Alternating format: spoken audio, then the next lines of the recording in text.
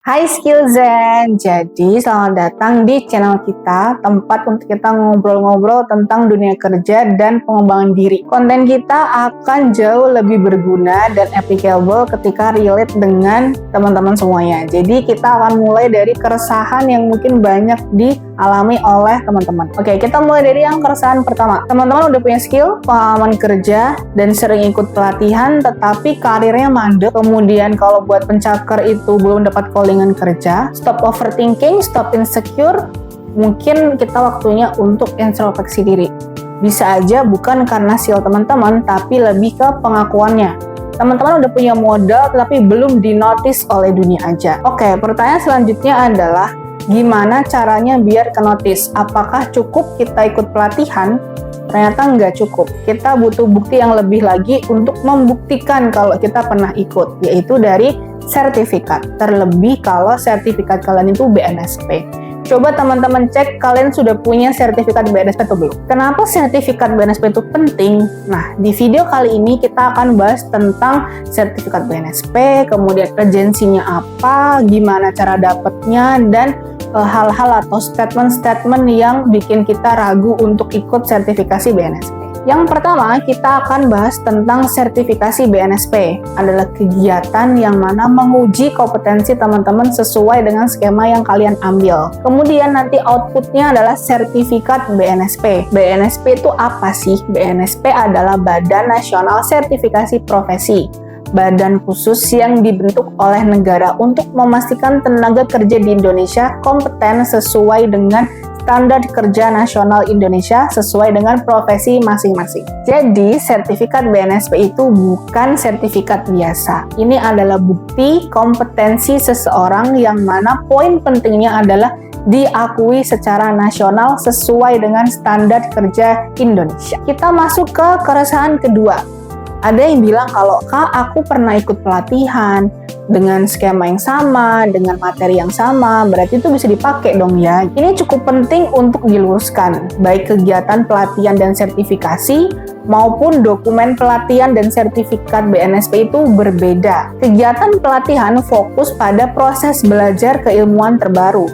Tapi kalau sertifikasi adalah proses untuk uji kompetensi, di mana teman-teman akan diuji langsung oleh asesor untuk suatu kompetensi sesuai dengan profesi masing-masing. Yang kedua, kita lihat dari dokumen sertifikatnya. Kalau dokumen sertifikat pelatihan itu dikeluarkan oleh suatu lembaga, jadi untuk pengakuannya sesuai dengan lembaga tersebut atau biasa disebut dengan terstandar industri. Kalau sertifikat BNSP dikeluarkan langsung oleh BNSP, jadi untuk standarisasinya adalah ikut nasional.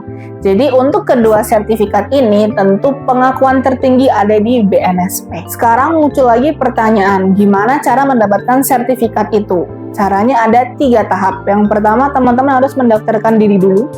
Kemudian yang kedua adalah scheduling atau pelaksanaan kegiatannya. Kemudian yang ketiga, asesor akan memberikan rekomendasi, teman-teman kompeten atau tidak kompeten.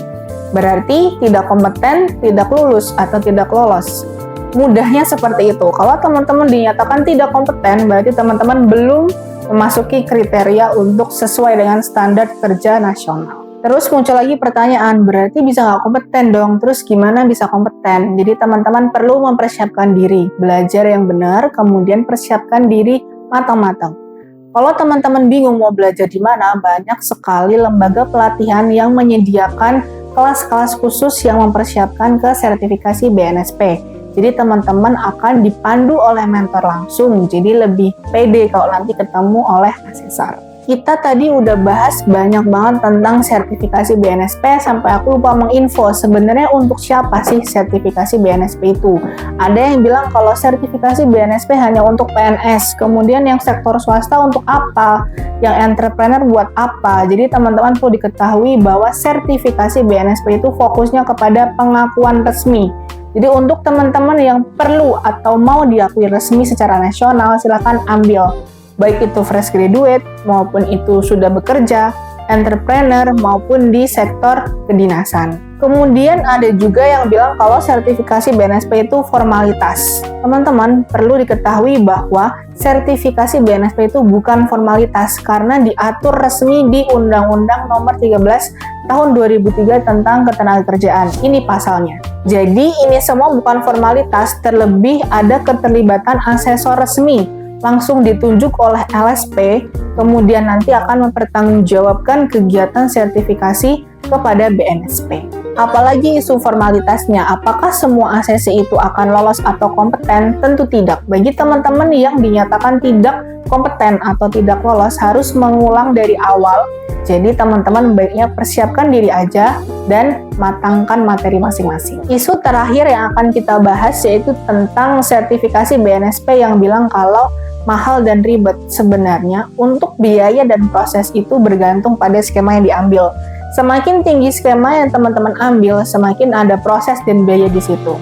Tetapi secara umum, proses penyelenggaraan itu sama seperti yang aku jelaskan tadi. Sebenarnya nggak ribet kok, karena semuanya sudah dipersiapkan oleh lembaga penyelenggara.